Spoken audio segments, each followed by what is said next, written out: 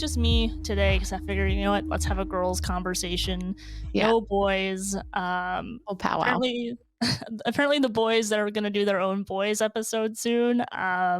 So I don't know what it's going to look like, but they want to like smoke cigars and talk about Do things like a Daily Wire backstage type thing. exactly like Yeah, that. yeah, Our I guess technically our videographer slash I guess to a certain extent he does produce us, which he'll remain unnamed, but he's been wanting to do it for a while. So I yeah. told him I'm like, hey, if you set everything up, you do all the editing, that is fine with me. Yeah.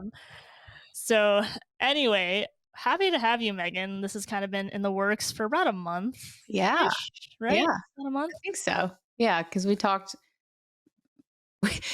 we had planned a brief conversation, but I think it ended up being like an hour long. I know, yeah, because I was like, "Okay, I have a 30-minute lunch break, and I'm just gonna quickly spend 15 minutes, talk to Megan, make sure she's not crazy, and then I'm gonna go ahead and then hop off," and turns out it was about 45 minutes to an hour. Yeah, So thank you for being here, and I guess for before we start, for people that might not know who you are, just kinda introduce yourself and, what you do, and then we'll kinda jump into our topic of the day. sure. So my name's Meghan Duthu. On the internet, I'm also known as Meggy Moo 32. But I used to be on another podcast and recently started my own project called On the Subject, which is going to launch next month in January of 2024. So you be on the lookout for that. But I also stream on Twitch, on YouTube, and on Rumble. And then what my project is going to be based around is pop culture. So, Gotcha. And, I kind of want you also to dive into a little bit about what On the Subject is about, because you're talking about pop culture, but yeah. that can be a little broad. So Yeah. kind of just narrow it down a little bit for us.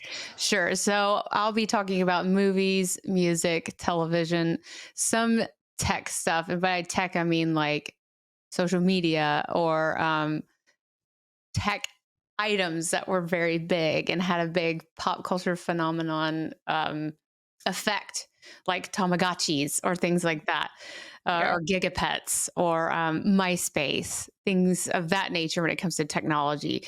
But we're mainly focusing on pop culture that shaped mainly millennials and some of Gen Z, uh, because there is a I wouldn't say a balance, but there's like somewhere in the middle of that generation where everyone on one side is now offended by the things that shaped us, that made us. Why is that? What changed? What at one point you laughed at this or you were moved by this or you Yeah. loved this in a movie or you loved this movie line or you loved this scene in a TV show, but now you're just so appalled by it. So why is that? Yeah. It's not the content that changed, it's the attitude, it's the person that changed. So really diving into the things that are so great and are still great and just getting a little nostalgic on it and bringing it back to life from a conservative perspective. Yeah, that's a good point. Because I think what often happens is I feel like the left wants you to forget about what it was then, because they want you to forget so that they can tell you what it was like then, Yes. but they don't want you to go back and look for yourself. And so I like what you're doing in the sense that you're bringing up not just, and tell me if I'm off on this, but you're not just like, oh, look how horrible the left is, which is true, right? It's true. But you're also looking at, look how great this was and look how Yeah. awesome this is. And maybe we can kind of come back to that. I was watching, Steven and I, we were watching The Office last night, and I've never seen it before. This is my first time Really? watching it. Yeah. Um, and like, we were watching the second season because apparently the first season's not that good. That's what I'm told. And basically, like, all these jokes, they were hilarious, but you could never make Exactly. those jokes now. Like, Exactly. there's absolutely no way. Yeah. And it's like at one point, and The Office is a show, that's a great example. The Office is a show that all kinds of audiences love. And it's almost now, it's like you have to watch it in the closet Mm, because if you laugh around certain friends of yours, or if you laugh around other people that deep down probably think it's funny, but they don't want to laugh because they have to virtue signal. Mhm. And they have to be part of this victim mentality of like, well, I can't laugh at that because I support this. I'm like, this has nothing to do with that. Right. This is just entertainment. Let entertainment be entertainment. Make entertainment great again. Yeah, no, right? I mean, I think that there's a slogan right there. Yeah. But here's the thing, that this is what's lost with the idea of humor. Humor is meant to be offensive. Like, it is meant to cross every single line that you could not cross in normal conversation. That's the point of humor. At least as far as I've been able to tell. Like, when we make, this is going to sound horrible. I'm half Asian, all right? So we make like Asian jokes, like, and they cross the line, but it's funny. Like, that's the point of making those kind of jokes. Like, you have to be able to laugh at yourself a little bit.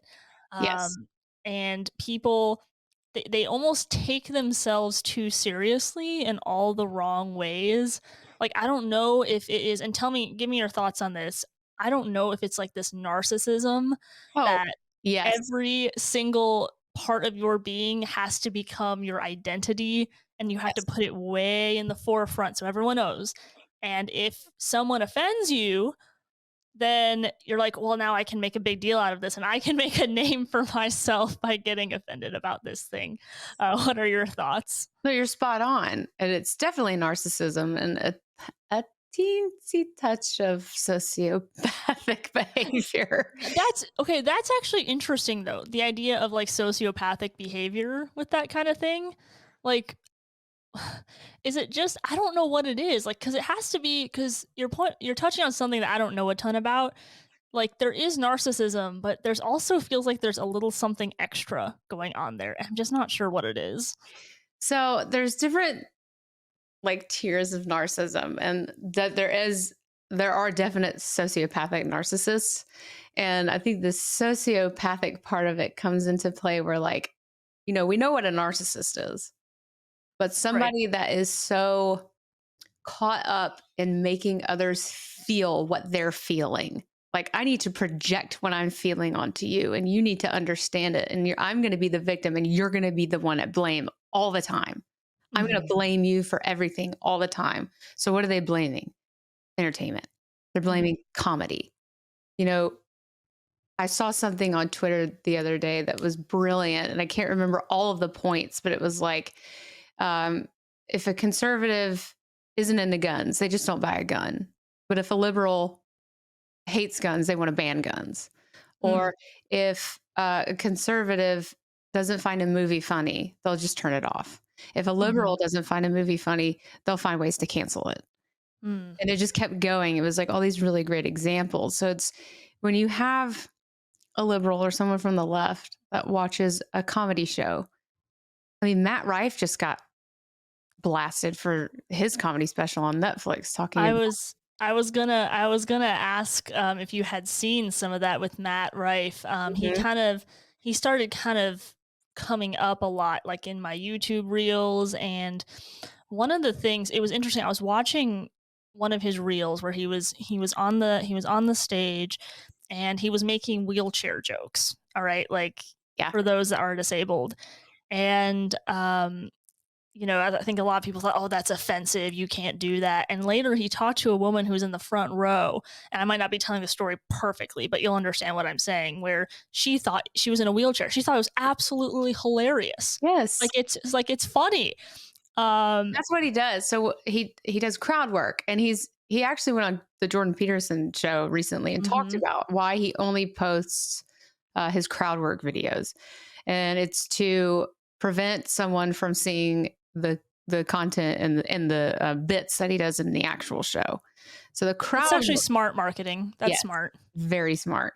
Um, but if you watch several of his crowd work bits, he's always picking someone from the audience, which is like Mhm. very old school comedy, Yeah. very, very old school comedy. Like Dave Chappelle used to do that. Mhm. Chris Rock used to do that. A whole bunch of really iconic comedians used to do that where they would pick on somebody in the audience. Andrew Schultz does that, but Andrew Mhm. Schultz is very unapologetic. Yeah. Um, but he does that, and you can kind of see the wheels turning in his head. Like he's unapologetically Matt Rife. He's very Mhm. authentic, and he's not afraid to offend anybody because comedians should not be afraid to offend anyone. Mhm. But you can see the wheels turning, like he's kind of like, throwing rocks across the creek, Yeah, and then he's like, "Okay, I'm taking the plunge." And then he goes right. in, and for something like that, yes, of course that person's going to laugh because it's almost a double-edged sword because everyone wants to be so inclusive and diverse. Well, he's bringing that person into the show. Yeah, He's making yeah, that person feel included. yeah, As a lot of exactly. people probably treat that person differently because of their disability. They probably baby them when all they want is to be treated normally. Yeah. Yeah. People get made fun of all the different types of things about them. That's just kind of a part of life. Yeah. I was made fun of for a lot of stuff. Yeah, I mean, Still that's am. normal though. It's completely normal. Like, I don't know, like this is the thing, like, and again, I don't want to make light of like very vicious bullying, but everyone at some point was made fun of for something Yeah. when they were young. Like that's part of I don't know I don't know how it is for you, but there's almost some level of pride when you were younger knowing that you were a dork, Yeah. knowing that there was plenty to make fun of. Yeah. And as you grow and learn, and this is what I feel so bad for this next generation is they're being so babied, and Mhm. they're not going to know what tough skin is. They're not Yeah. going to know what tough love is because bullying is unacceptable. I mean, slut shaming is unacceptable. Mhm. Body positivity. It's just, why were we, and I mean, this could go back to what I talked about, what I'll be talking about on my show, but why did our generation get the worst of it? And Mhm. probably not even the worst of it. But why did we have to go through it? And now we're having to make sure that these kids don't. Like that type of behavior, the picking on, the bullying, is what shaped us into becoming better people. At least I could speak for myself. Yeah. Yeah. It makes you appreciate like where how you got to where you are. And it's not Yes. like every I don't think I would ever say I want to be bullied, right? I don't think anyone Oh, no. wants to be. Yeah. But I think there is a difference when it maybe when it comes to parenting, and I'm not a parent, but teaching your kids how to work through these issues in a Mm, healthy manner, I agree. right? Where instead of teaching them all those people are wrong, which is true, like when you're getting bullied, like it's wrong, but Yeah. almost teaching them about human nature and being like, there are just mean There's mean people out people, there, there's bad people out there. right? I mean, there still are, even as adults. Like we've got murderers, we've got rapists, like Yeah, we've got it all. Like there bad people are just gonna exist. Mean people are gonna exist, but there are still good people out there. there absolutely are. Um, but I actually want to, the point I want to make, I want to go back to something that you said, that illustration about how if a conservative doesn't like something, they just turn it off. Mhm. If a liberal doesn't like something, or I'll be more clear, I'll say leftist, extreme leftist doesn't like something, they want the entire world to change for them. Yes. Um, I think what we ought to be teaching our generation is that you can only control yourself. Like, you can't expect the entire world to just completely mold to you. But here's what I think is scary is that it's almost working where people are now like, okay, we will mold to you now, which is insane. Yeah. But we ought to be teaching them, hey, you can't change everybody else's behavior. That person might be wrong. The only thing that you can do is control your own behavior and make decisions that are best going to benefit you without trying to make the entire world, bend the knee to whatever small whim that you have. But yeah, it's just that idea that the world can't shouldn't just mold to you and whatever you want. Well, I think there are many benefits to social media. Mhm. And I think that that has played a part in this, where what's the phrase? Uh, Opinions are like a-holes. Everyone has one. Like, Yeah. I Yeah. think it's given a platform to every single individual where they feel like whatever they have to say is of value. and that everyone should value whatever their opinion is, whatever they post, whatever they have to say is golden. And if you don't like it, then you don't like me. You don't Mm. like me as a person. So I need that validation from people that think just like me. I'm going to find the biggest echo chamber I can so that it makes me feel good about myself. And the moment that somebody disagrees with you, they've been so caught up and wrapped up in their big giant safe space of an echo chamber that when someone disagrees, they have a temper tantrum. I mean, we've seen videos of that Yeah. where people just start screaming, or you'll try to have a decent conversation with somebody, a civilized conversation. I mean, Steven Crowder does this really good with the Change My Minds. Mhm. You know, he sits down and he's very calm, he's poised, and he's just like, "Hey, I disagree with this. Change my mind." And he'll get Mhm. people that come up to him and just start screaming at him, and he's like, "But what's the argument? Right. What is your point? What is Right. you're supposed to sit here and change my mind. You're not doing that. You're just making me go even further down where I was." Right. But I Right. think that social media has unfortunately played a big part in people wanting to always be the victim and and to be sought out as my opinion is the only opinion that matters, and if you disagree with it then you're wrong. Right. Yeah. Well, what you said too about this idea that if you disagree with one part of something I believe, that you hate me as an individual. Yeah. That's incredibly dangerous. Mhm. Like, you should be able, this is part of living in a civilized society, where Yeah. I say this pretty often, where I'm like, hey, there used to be a time where you could just sit down, at a coffee shop or sit down at a pub or whatever and discuss ideas, differing ideas. Like, that was considered something that was intellectually stimulating and Normal. fun. Yes, normal, normal. And instead, we have those conversations, but they're few and far in between, Yeah. and you're walking on eggshells wondering, "Am I able to do this with this person or not? Are they gonna be okay if we disagree? Like, are they gonna, not just unfriend me, but, like, blast me on social media because that's what people do?" Like, what Exactly. what you mentioned of, like, them throwing a temper tantrum, some of those tantrums that we see, they purposefully film themselves having a tantrum. Oh That's yeah. how far we've gotten. Yeah. And I think there's this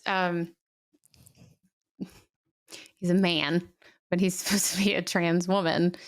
And you've probably seen him. He's got dark curly hair and wears glasses, and he always dresses like a girl, and he goes to restaurants and he sets a stream up like right in front of him. He sets his phone up and he streams himself. And Mhm. he's just waiting for the waitress, the waiter, someone from the restaurant to call him by the wrong pronoun. He's setting someone up to be blasted on the internet. Like, Yeah, but if someone from our belief system, like being conservative, if we were to do that, which we wouldn't, that's the difference. yeah. So we're not seeking out to humiliate somebody. All Mhm, we want is for you to hear us, but you mhm. refuse. You've got your earmuffs on and you've gone to your safe space. But why Yeah, would somebody sit there and deliberately set someone up mhm. like that guy on Twitch? And I think he may stream on YouTube. Like What's it, his name? Do you know? I don't know. I bet I could find him though. Okay. He shows up all the time because he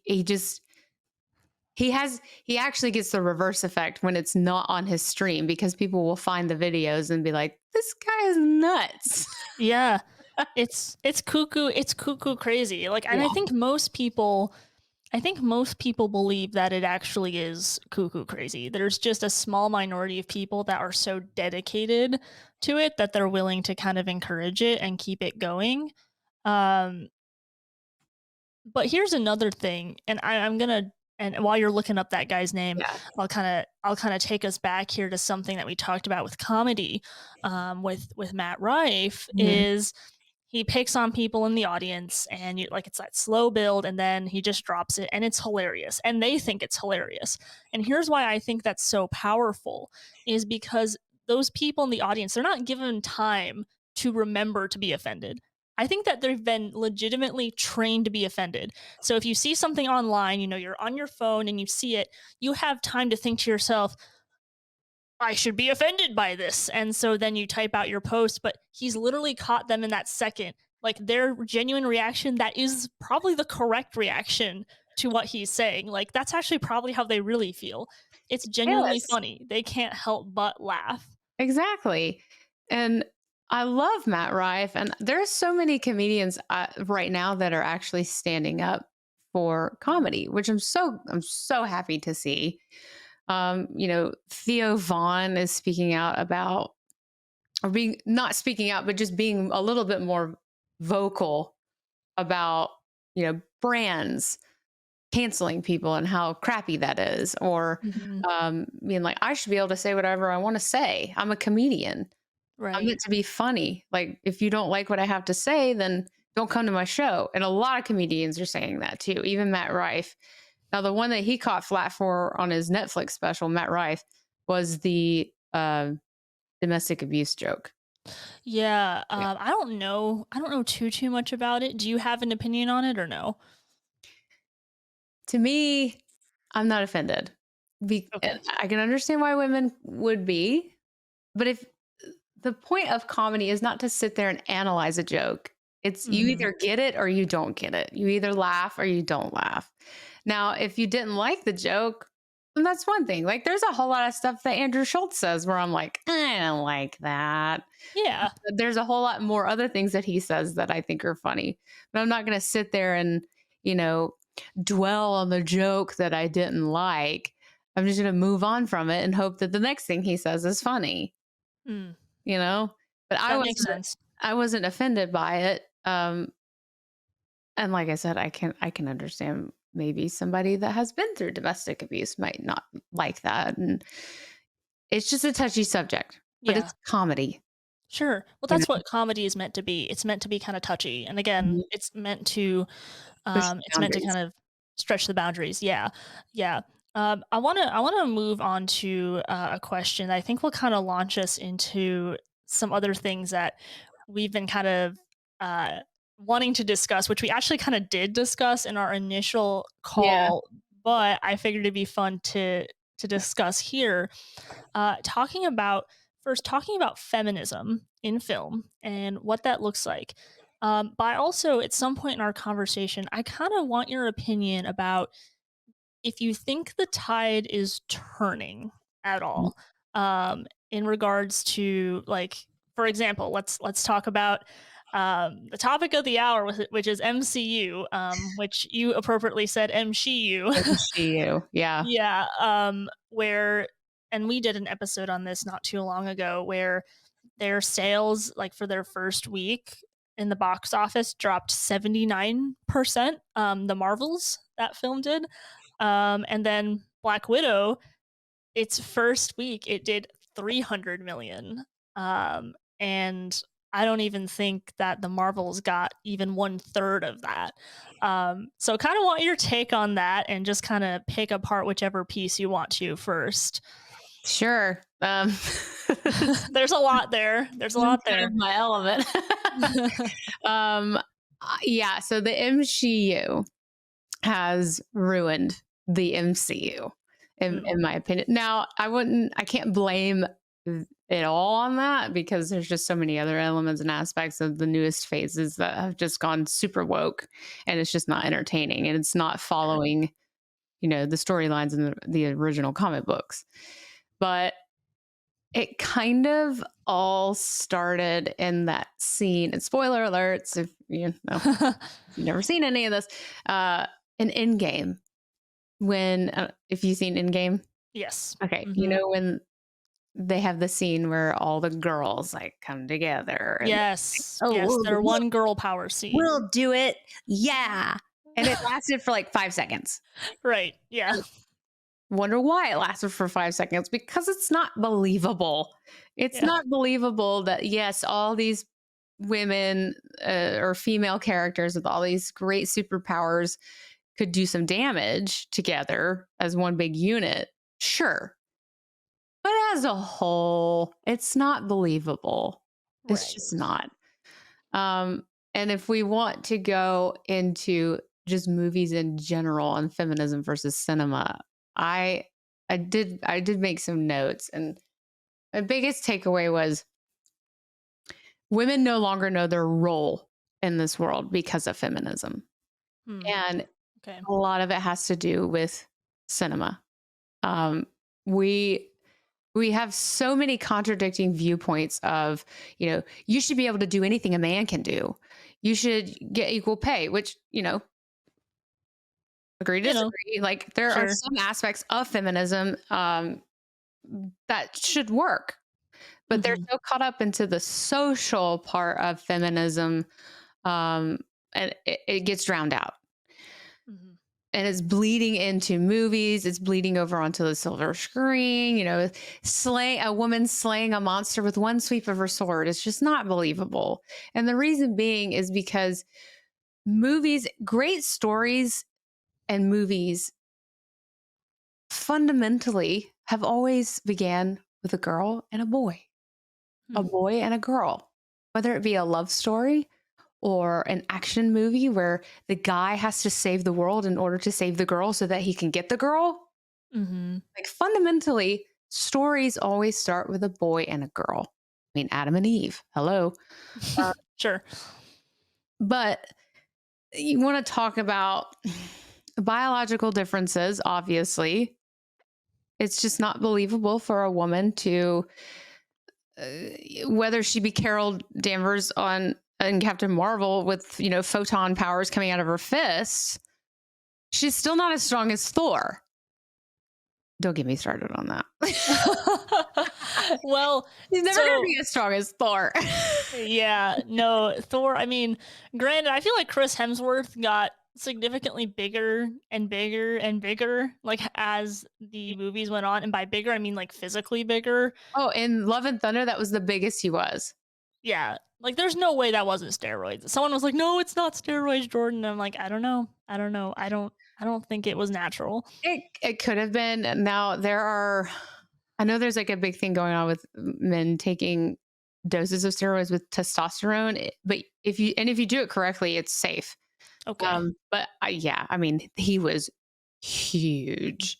Ginormous. But if Yeah. you look at him, they made him look super strong, big, buff, Mhm. because Yeah. that's what a superhero is meant to look like.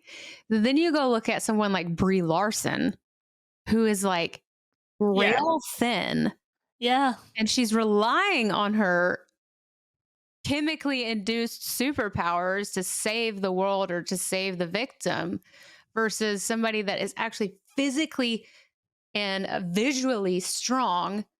It has a bigger effect on, while you're watching it. It's more believable when you can Right. physically and visually see somebody that is strong and powerful versus I'm just going to rely on these things that come out of my hands, Right. you know? Right.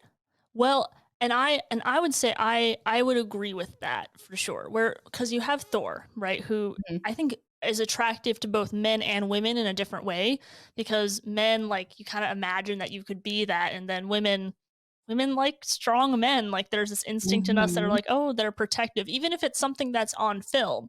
Yeah, Um but there's actually a point I want to kind of extrapolate on here, and I'm not pushing back, but I'm kind of trying to expand this here. sure. Like with the idea of Captain Marvel, like the stuff coming out of her fist, like she's like this big, right? Yes. Um, there was one movie that I remember watching called The Forbidden Kingdom. Did you ever watch The Forbidden Kingdom? It had like Jackie Chan, Jet Li.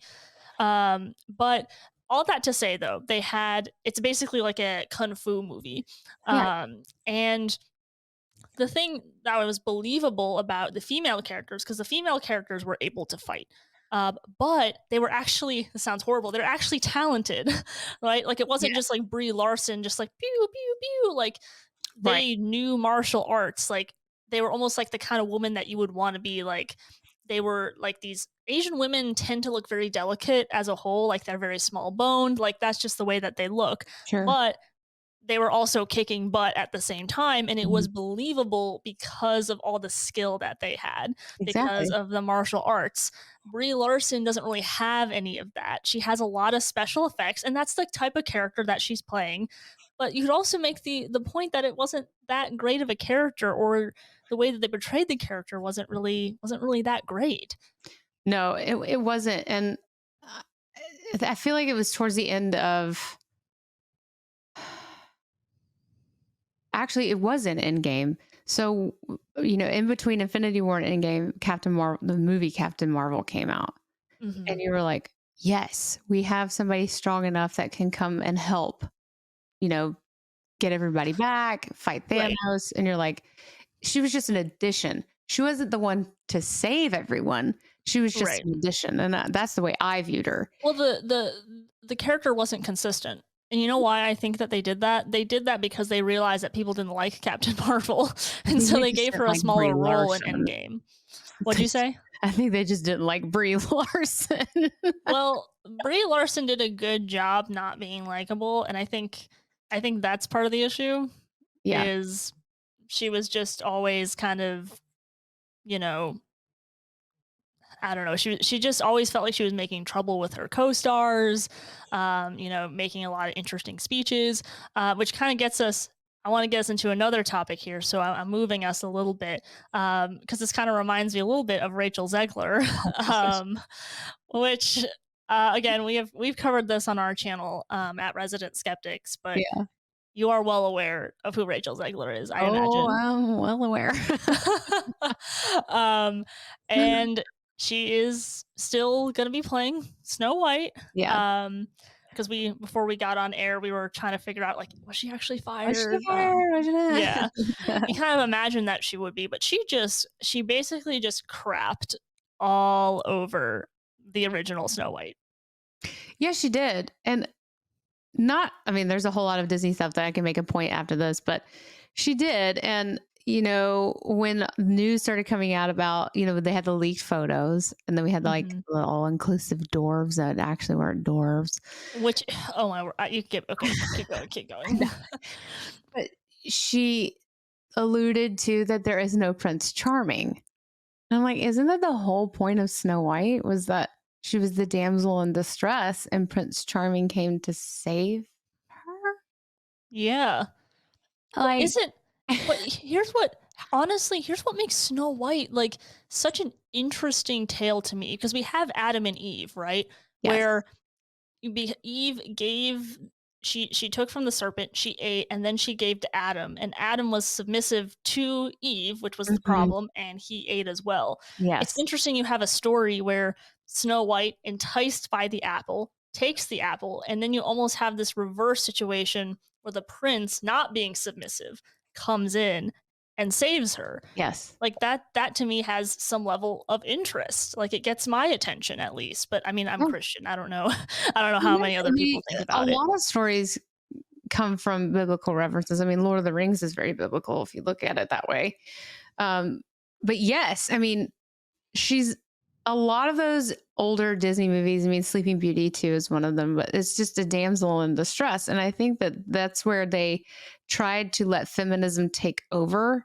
Like, well, we don't want to be the damsel in distress anymore. But then why remake the movie?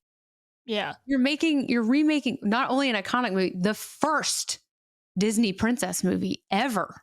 Mhm. Snow White was the very first Disney princess. So why even bother remaking it, quote, air quotes, remake it, when you're not even remaking the story? It's a re-envisioning of the story. It's a It's re about recreating the past. Yes. Or rewriting a new one. Mhm. Yeah. This is like and her comments about, no Prince Charming. She doesn't need a Prince Charming. Oh, She okay. even made comments about, like, "Oh, who knows, maybe the co-star, the guy who's gonna, be the prince." He's like, "Oh, maybe all his scenes will get cut, we don't know." And you're just like, "What?" Like, so it just extends outside of the actual story to her actual co-star. Like, that's crazy. Imagine if your co-star made those comments about you. It'd be terrible. But if you want to dive into the Disney remakes now, in the new Aladdin, Jasmine wanted to be the Sultan, which, Oh, I didn't know that. yeah, Really? Jasmine wanted to be the new Sultan, which is, I'm sure, goes against the rules of their religion and Y- government y- of Yeah, what there's being a cultural Sultan. stuff that goes on as well. Like not every Yeah, culture is America. exactly. And then we have Ariel and the new Little Mermaid killing Ursula instead of Eric killing Ursula to save Ariel. Why was Eric in the story then in that case? Right? Exactly. So it's like, the why do we? So you don't need a Prince Charming in Snow White. You didn't even need Eric in the new Little Mermaid because they just did it themselves. Right. Just Which, like they should just make their own story. Like why are they trying to we know why, but like that's the thing. I don't think they actually can make their own story that's going to garner the same attention as using the title of Snow White, Aladdin, or The Little Mermaid to get people to buy into it. Because like, oh, it's the Little Mermaid, and they expect one thing, and they walk out with something completely different. yeah, yeah. I mean, you're so right. And I, I read somewhere about when Emma Watson played Belle in the remake of Beauty and the Beast. Now, I watched that one and I didn't find it to be super woke because, granted, it was in that like brief time period where everything hadn't gone woke yet, and it was Hmm. still they're still like, testing the waters with like, oh, what can we throw in there? Right. But Yeah. I'd read an interview with her where she was like, no, this is a modern twist. Belle isn't quite the damsel in distress that she was in the original one. We're bringing more femininity and empowerment to the feminine character that she is. I'm like, did you really watch Beauty and the Beast as a kid and go, wow, I'm so empowered by Belle and her independent, behavior and how she can just do whatever she wants and not care about what anybody thinks of her because she's a woman? Yeah. No. You're like, Yeah. I love her yellow gown. I want to Yeah. be Belle. I want to dress up like Belle for Halloween. Like, Yeah. who's thinking that? Yeah. Nobody's thinking that. I And wasn't. and and Belle is like even for adults, Belle is such a beautiful character that I feel like represents a strong woman. To be honest, if you Yes. think about it, she acted in a sacrificial manner. That's very brave and very independent. Not only that, but she acted as a woman in her own nurturing and tamed the beast. Like that's a pretty big deal, right? Well, it can illustrate marriage Yeah, yeah. because the woman, and this is where feminism kind of just contradicts like the whole like traditional wife, traditional woman thing. And Beauty and the Beast can be a perfect example of that. They're like, oh, it's feminism and empowerment. Not really. Right. Not Yeah. really, because you had this woman that wasn't looking for love, but she fell in love with a beast, or we can call him a man if we want to take it literally to the real world. It's like she wasn't looking. A woman's not looking for love, but she meets a man, and he's, you know, very hard to tame. Can't Mhm. can't really get a woman down or like get somebody to commit to him, or maybe he can't commit to somebody. And then the woman comes in, and it's the right woman. Mhm. She does all the right things that a wife should do, which is take care of him. And that's exactly what Belle did in the movie. She took care of him. She showed him how life could be if he would just let her in. Mhm. And oftentimes in marriage, like that's kind of what it is. Yeah. You have to Well, get the man to calm down long enough for to yeah. let you in. Yeah, and I know and you've been married for a little bit. How long have you been married? 8.5 years. 8.5 years. Yeah. Okay. So you've got enough experience there to know. um, but and even in the end, though, it wasn't just the woman, Belle, just taking care of the beast, and that was kind of it. Like the beast ended up coming to a place of sacrifice Yeah. at the very end. So it wasn't just a one sided thing. And that is probably I don't know. I'm gonna this is a little slightly off topic, but we can just go here for half a second. What really sometimes bothers me with it honestly, I've seen it happen with both liberal and conservative women where they're like, I need my man to be perfect. Like, here is my list of every single perfect Mhm. little thing. And Yeah. that doesn't mean that you don't have your standards and you don't have specific things that you're looking for. But oftentimes, when I have talked to men who have been married for multiple years, I'm talking at least a decade to 2 decades, Mhm. they'll be like, yeah, Jordan, I was a mess before I met my wife. Yes. And, she kind of changed things around and made me really want to be a better man. And I wore her down. And here we are 20 years later, with a few kids. We almost miss that opportunity to grow with somebody because we want them to just have everything ready for us so we can just jump in without doing a ton of the work. And if they just have things together and I have my things together, then we're not going to have really any trouble. Yeah, and I ran into that with, some of my younger friends that are dating still, and they just get upset because they can't find the guy. And then I said, "Well, what are you looking for?" And they gave me this laundry list of all their expectations of a man, and I had to bring him back down to reality and say, "Those are great things to want out of a man, but it is a great way to turn him right back around and go out the door Mm, because your expectations are too high. They're too high. They're unrealistic, and you have to a relationship is about meeting in the middle. mm, And then once you've met in the middle, then you can start to grow together. And that's probably where, like your friend said, she made me a better man. It's because mhm, they compromised in the middle and then they started to grow that relationship together versus like, I want this, I want this.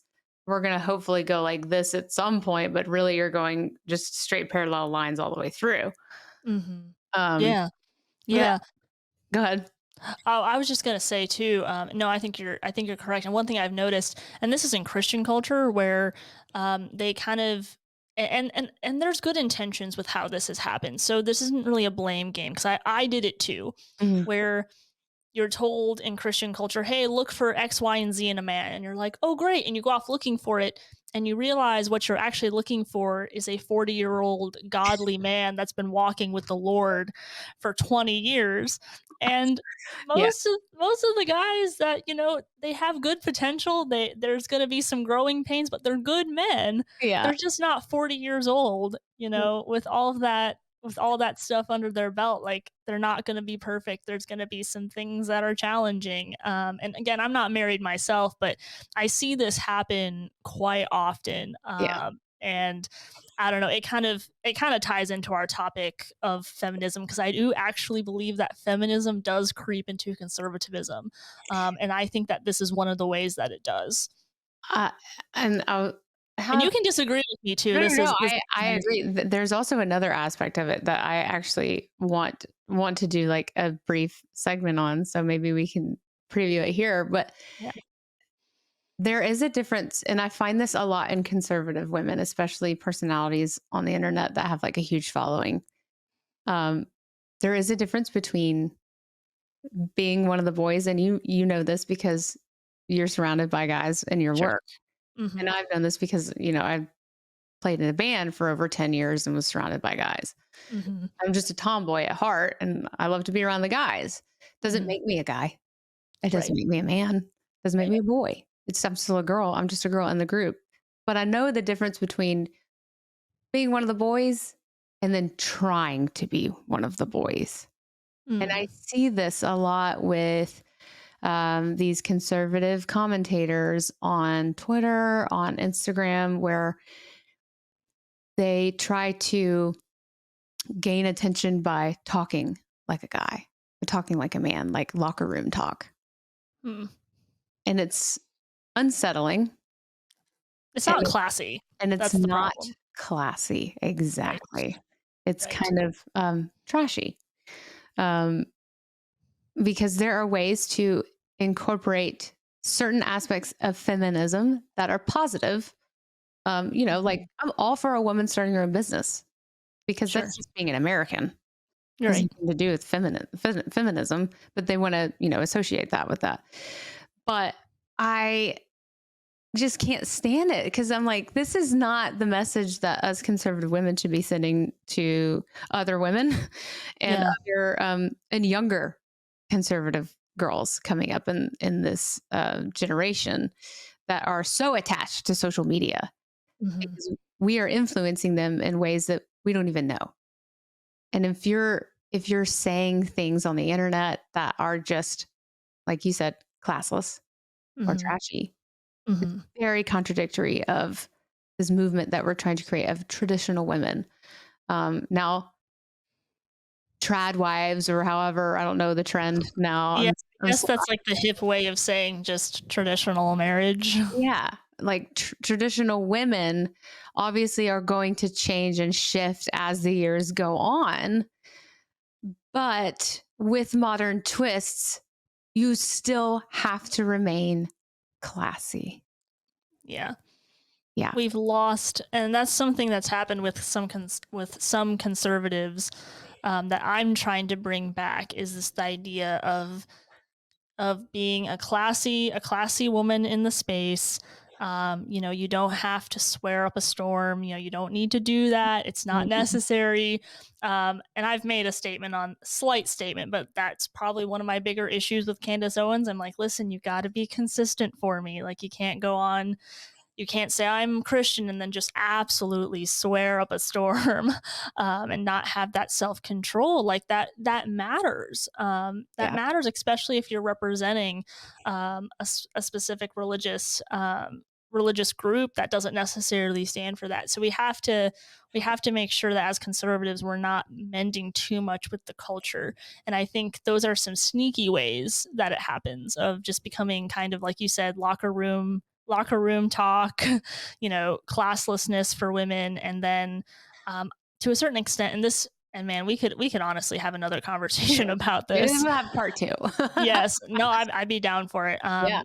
But also just the lack of any sort of like religious compass, because conservatism, in my opinion, um, it can be good and it's helpful, but you need something a bit more concrete, and that's why I typically advocate for biblical values quite often. Yeah. I agree. Amen, as they would say.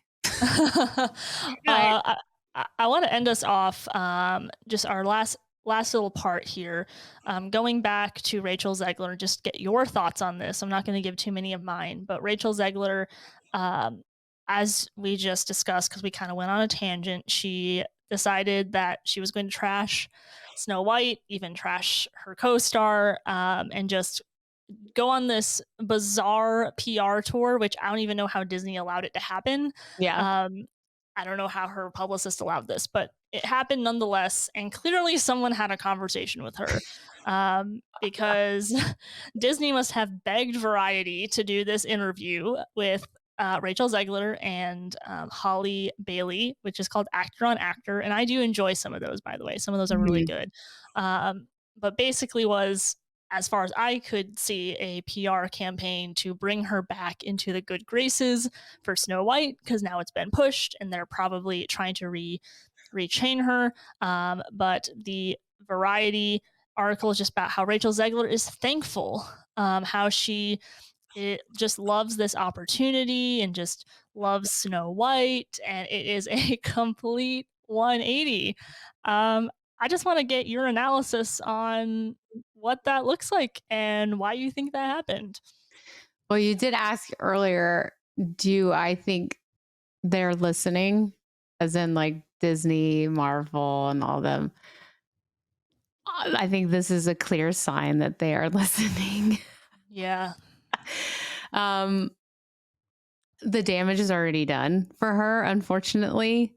She said what she said. Now I'm all about forgiving and, if she can make a difference now by just leading by example by these words. Mhm. The new words that she said.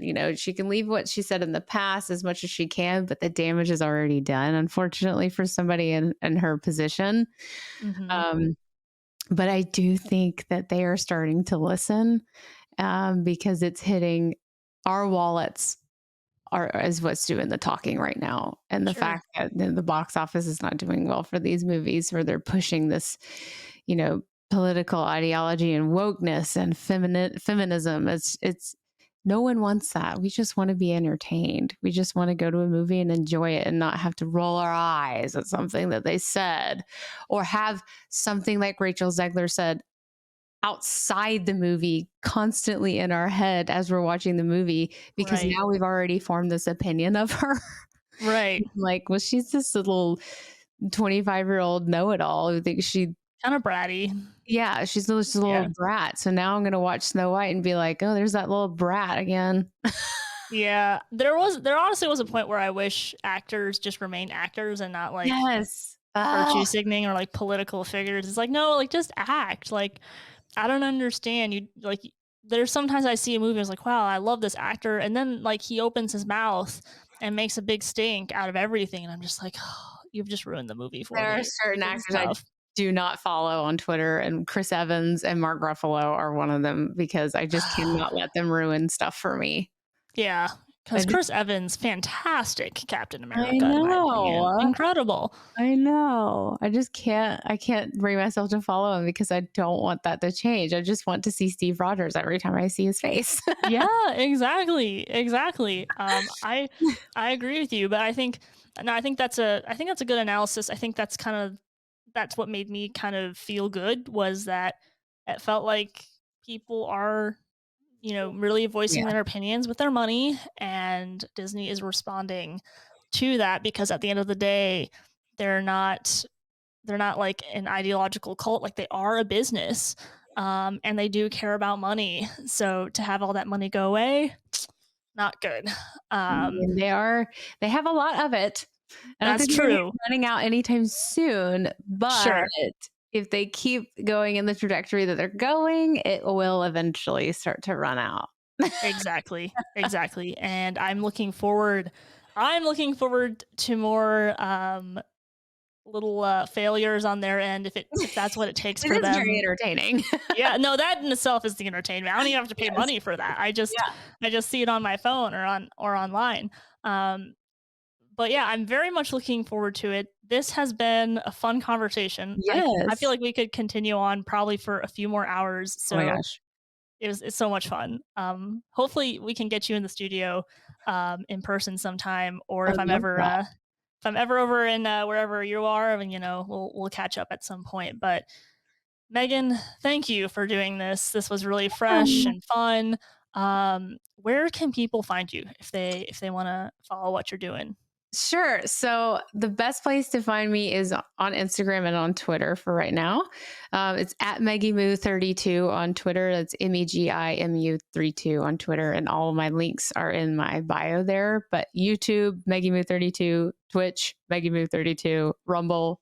It's all MeggieMoo32 except for Instagram. It's my first and last name, Megan Elliott, my maiden name.